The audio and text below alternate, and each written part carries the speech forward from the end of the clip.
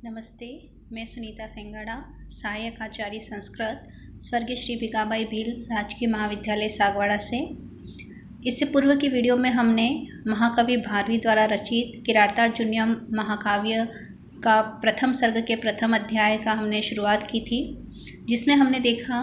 कि राजा युधिष्ठिर द्यूत क्रीड़ा में पराजित होकर के द्वैत वन में निवास कर रहे हैं, जहाँ से वे एक वनेचर को गुप्तचर बना करके दुर्योधन की समस्त राज्य सूचनाएं प्राप्त करने के लिए भेजते हैं और वही गुप्तचर संपूर्ण सूचनाएं प्राप्त करके पुनः राजा युधिष्ठिर के समक्ष उपस्थित होता है और उन्हें सभी प्रकार की सूचनाएं उन्हें प्रदान करता है। उसी कथा को हम आगे बढ़ाते हुए यहाँ पर देखेंगे किरातार्जुनीय महाकाव्य का प्रथम सर्ग प्रथम अध्याय, जिसमें वनेचर कह रहा है, सखिनीव प्रीति युजो अनुजीविनः समान मानान सुहृदश्च बंधुभिः स सततम दर्शयति गत स्मयः कृताधिपत्याम एव साधु बंधुता। जो वनेचर हैं, राजा दुर्योधन के जो व्यवहार के विषय में यहाँ पे वार्तालाप कर रहा है, वो कहता है कि सह वह जो दुर्योधन है, गत स्मयः वह अहंकार से रहित होकर के सखीन एव प्रीति युजो अनुजीविनः जो अनुजीवी हैं, जो सेवक हैं, उनके प्रति प्रीति युजः प्रेम से युक्त सखीन एव मित्र के समान व्यवहार कर रहा है। समान मानान सुहृदश्च बंधुभिः जो उसके सुहृद हैं, जो उसके मित्र हैं, उनके प्रति बंधुभिः समान मानान उनको बंधुओं के समान अपने भाइयों के समान वह उनको मान सम्मान दे रहा है, उनसे प्रेम पूर्वक व्यवहार कर रहा है। कृताधिपत्याम एव साधु बंधुता और जो उनके बंधु हैं, उनके प्रति कृत अधिपत्याम एव मानो उन्हें ही अधिपति बना दिया है, उन्हें ही शासक बना दिया है। इस प्रकार से सततम दर्श्यते वह उनके प्रति ऐसा व्यवहार कर रहा है। तो यहाँ पे हम देखते हैं कि जो गुप्तचर हैं वह राजा दुर्योधन के व्यवहार के विषय में बातचीत कर रहा है। वो कह रहा है कि जो दुर्योधन है गत स्मयः वह क्रोध से रहित अहंकार से रहित हो चुका है और ऐसा व्यवहार वह अपना दिखा रहा है। अनुजीविनः जो सेवक हैं, उनके प्रति प्रीति युजो सखीनी प्रेम पूर्वक मित्र के समान व्यवहार कर रहा है। सुहृदश्च जो उनके मित्र हैं, उनके प्रति बंधुभिः समान मानम अपने बंधुओं के समान ही वह उनको मान सम्मान दे रहा है। और बंधुताम जो बंधु हैं, उनको कृत अधिपत्यामी मानो उन्हें ही शासक बना दिया है। इस प्रकार से सततम दर्श्यते वह निरंतर ऐसा व्यवहार दिखा रहा है।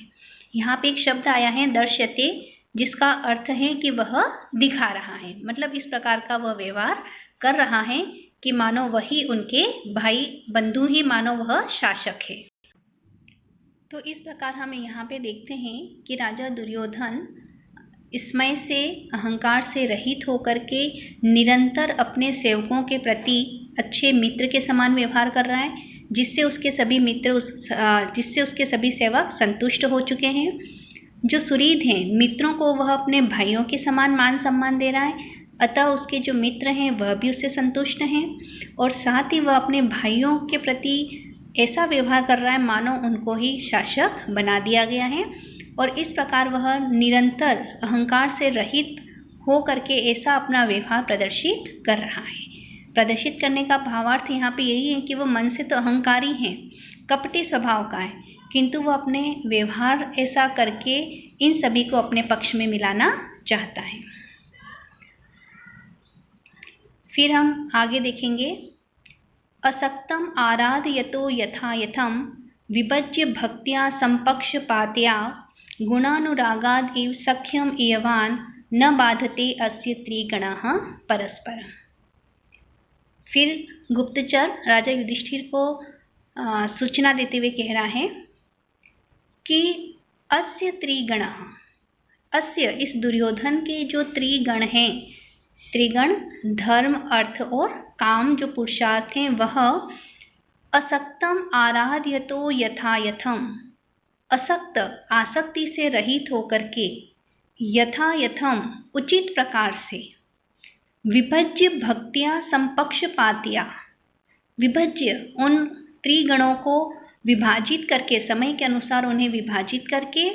भक्तिया श्रद्धा के साथ में, समपक्षपातिया और सभी को समान महत्व देते हुए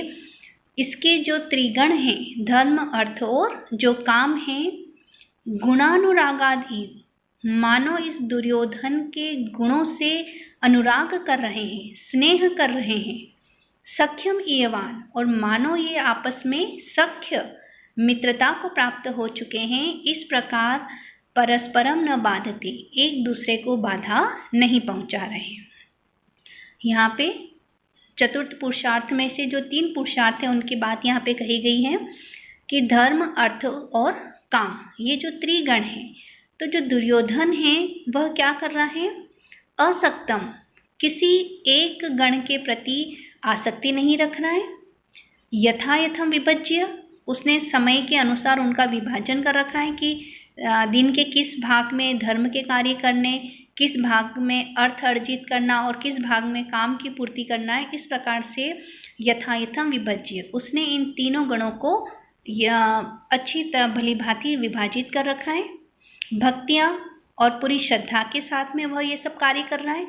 धर्म के कार्य भी श्रद्धा के साथ कर रहा है, अर्थ अर्जित श्रद्धा के साथ करता है और काम भी समय के अनुसार पूर्ति करता है। समपक्षपातिया और किसी एक के प्रति वह पक्षपात नहीं कर रहा है, वह सभी को समान रूप से महत्व दे रहा है। तो इस प्रकार से जो त्रिगण हैं, धर्म अर्थ और काम, अस्य गुणानुरागात, इस दुर्योधन के गुणों के प्रति अनुराग होने से, सख्यम एवान, मानो ये तीनों गण आपस में मित्र बन चुके हैं और परस्परम न बाधते, एक दूसरे के कार्य में बाधा नहीं पहुंचाते, कि जब वह धर्म के कार्य कर रहा है तो अर्थ और काम बाधा नहीं पहुंचाते हैं, जब अर्थ अर्जित कर रहा है तो धर्म और काम बाधा नहीं पहुंचा रहे हैं, और जब काम है तो वहाँ पे अर्थ और धर्म बाधा नहीं पहुंचा रहे। तो इस प्रकार इसके ये जो तीनों ही गण हैं वह मानो सख्यम एवान, मित्रता को प्राप्त हो चुके हैं, परस्परम न बाधते, और ये आपस में एक दूसरे को बाधा नहीं पहुंचाते। फिर इससे आगे हम देखेंगे, निरत्यम सामम न दान वर्जितम न भूरि दानम वीरय्य सत्क्रियां प्रवर्तते तस्य विशेषशालिनी गुणानुरोधेन विना न सत्क्रिया। अब यहाँ पे दुर्योधन के साम दाम दंड भेद जो नीति है, राजनीति है, उसके विषय में यहाँ बातचीत की जा रही है। यहाँ पे साम नीति और दान दोनों का उल्लेख किया गया है। जो वनेचर है वह राजा युधिष्ठिर से कहता है, निरत्यम सामम न दान वर्जितम, कि निरत्यम छल कपट से रहित जो साम है, सांत्वना वचन है, जो प्रशंसा के वचन हैं, दान वर्जितम न, वह दान से रहित नहीं होते हैं।